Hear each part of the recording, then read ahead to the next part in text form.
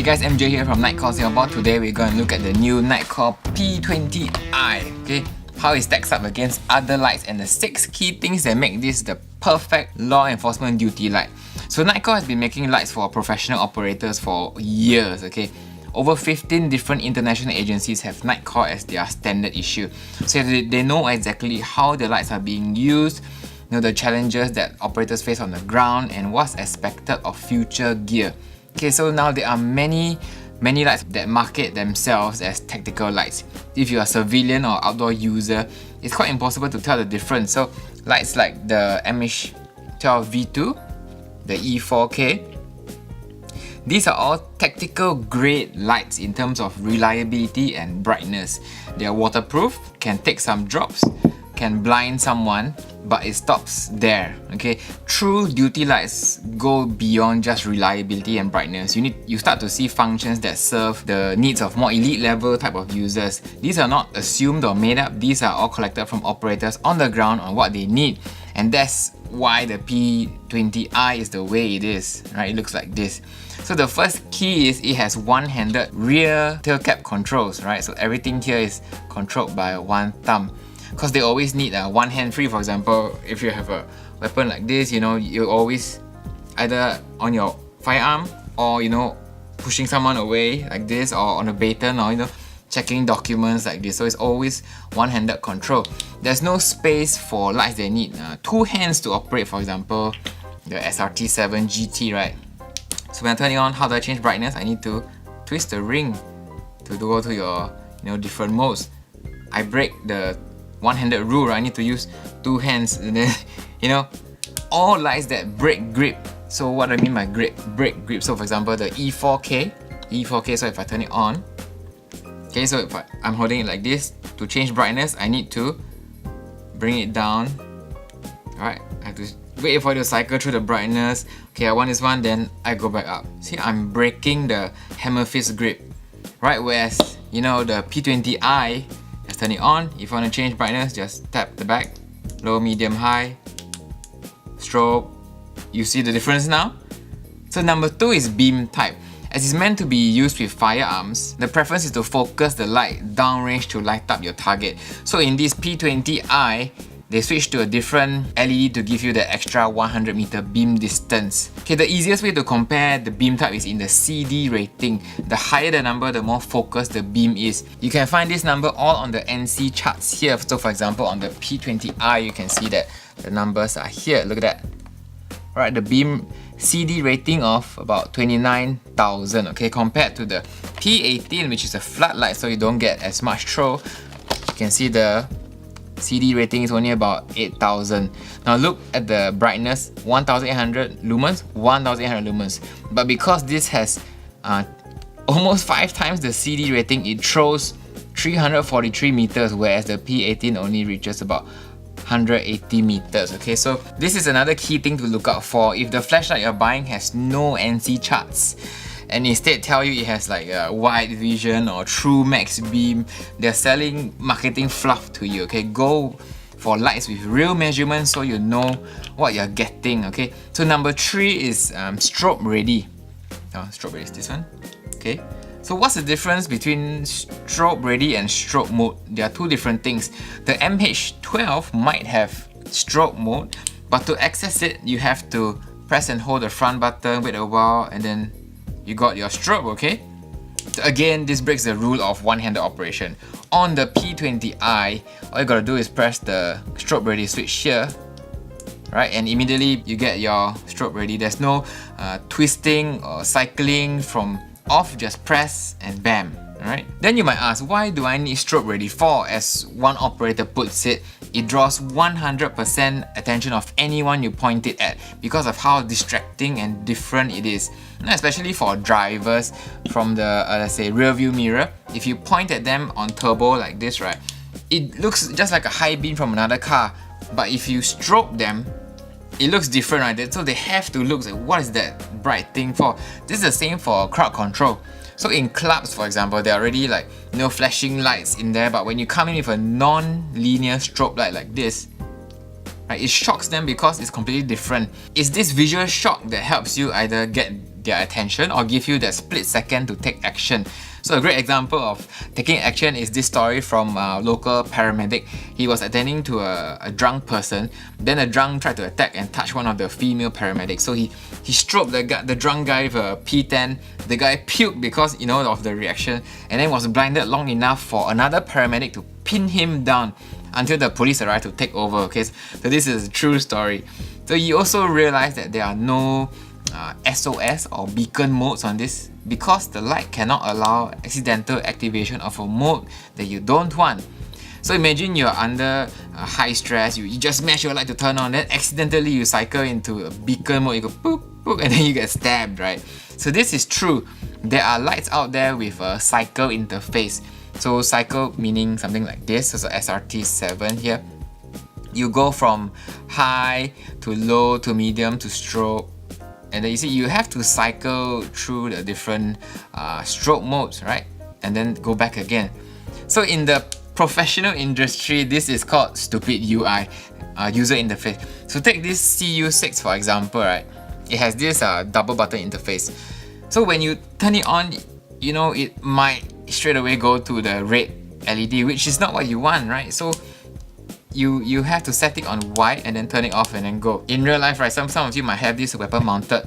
So you bump your weapon around and accidentally you change it into the red light mode. Then you didn't know. So when the action starts, you really need your light, and then you pull it out and then and then you get in trouble. So this is an interface that operators will never use. It might work for other professions, less demanding professions, but law enforcement environment, it doesn't. Okay. On the P20i, there is no way you can accidentally go into the mode that you don't want, because whatever you press is going to mash open no matter how difficult or struggle you're going through. Right, number 4 is the silent signaling. Say I want to signal too short and too long, I can silently. Okay, I just need to press the real cap here, see? Silent signals. There's some lights that, yeah, impossible to do this, that cannot silent signal at all. So lights like the MH12V2, remember this was actually a tactical grade light, but there's no rear tail cap. So how do I signal? I can't. I have to press and turn on the light like this, but you know the problem with this is to turn on you gotta press and hold, and then you gotta wait for the cycle. So I can never get it to signal too short, too long, which is an important thing in, you know, tactical use when you need to signal across a long range, you know, for radio silence, but just visually confirm that you are who you are, right? Now, number 5 is a real strike bezel, something like this on the P20i. Look at that ultra tough bezel, okay? Now, there are many lights that, you know, claim to have strike bezels, and they look like this, the SRT5. Here, you know, something thin, narrow. These are marketed to help in a self-defense situation where you are hitting skin and bone and then you sort of collect the DNA, that kind of thing. But as a law enforcement officer, you're not going to do that. You're going to be using, you know, this while you're making way through places. You're going to use it to break through car windows, random obstacles blocking your way through urban areas. You know, I've seen, you know, one of the guys use this to bash open a zip tie. Okay, so his was really damaged, but he didn't use the P20, of course. And when you actually bash this, right, this type of rings on something hard, the ring and the screw threads will dent. Alright, it may dent in, so the entire ring gets stuck on the light and then it cannot be removed. So I've seen a lot of lights get damaged this way. That's why they've made the entire front head of the P20i from hardened steel. Okay, you can see the difference in material. This entire portion up from here is hardened steel. So this is the older version, the P20. You can see that the entire thing is aluminum, right? The whole head here is aluminum, whereas the P20i here on up is all hardened steel. This is all hardened steel. You can see the difference in texture in the material. This is steel, this is aluminum. Alright? So you have a rock solid bashing bezel. On top of that, they also added 3 hardened ceramic bezels here that focus all your force into a single point. So you just hit the bottom part of the window with very light pressure, and then because of the focus point, you just shatter instantly. Okay. So to help withstand the impact, they've added heavy duty front springs. So how you can see this is because this battery is really big and heavy, when you hit something, the force is always going downwards. So the battery will always smash forward, look. Alright, it will always smash forward. Now, why I can press it down is because there's a spring at the bottom here absorbing the impact. Now, it prevents the battery from slamming into the circuit board. This protects against repeated bashing, rifle recoil, of course, drops on the ground.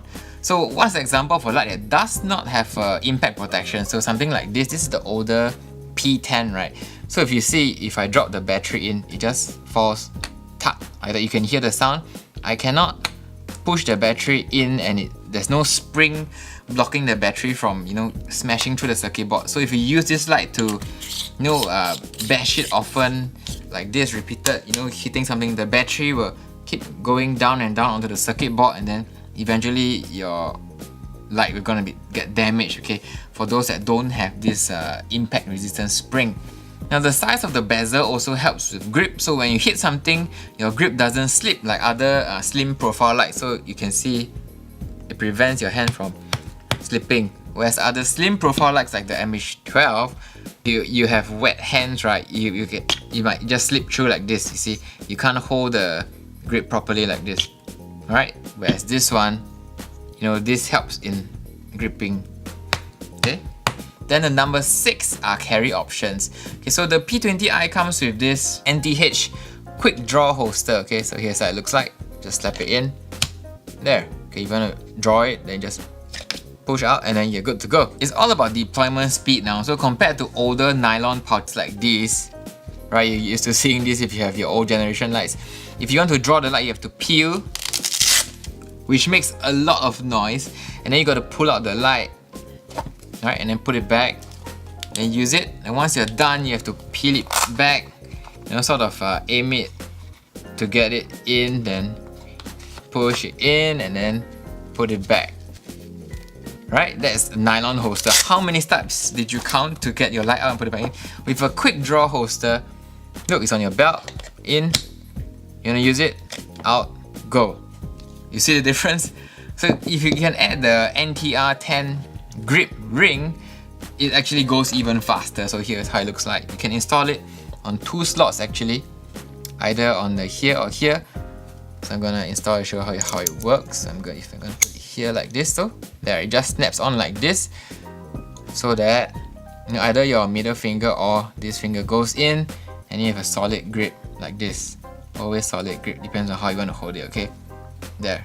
Once you have it installed, it looks like this. Grip ring plus P20. So, and whenever you need it, just slot in, pull out, you're good to go, right? Now, what's so good about this ring is that it helps in flashlight retention.